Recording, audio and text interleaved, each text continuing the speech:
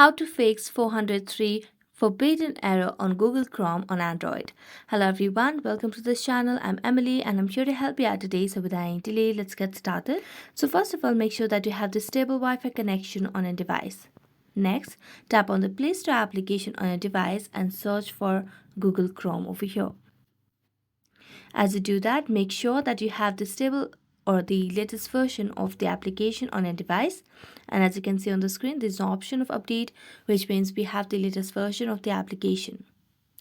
So after that, tap on this open button over here and it will land you to the home page of Google Chrome over here. So next, make sure you are logged into your account and then tap on the three dotted lines at the top right corner and then tap on settings. Now scroll down and tap on privacy and security over here. And then scroll down again and make sure that you use the secure DNS over here.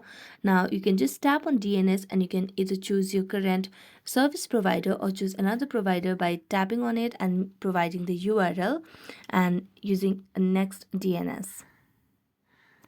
You can also tap on delete browsing data over here by clearing the cache and everything.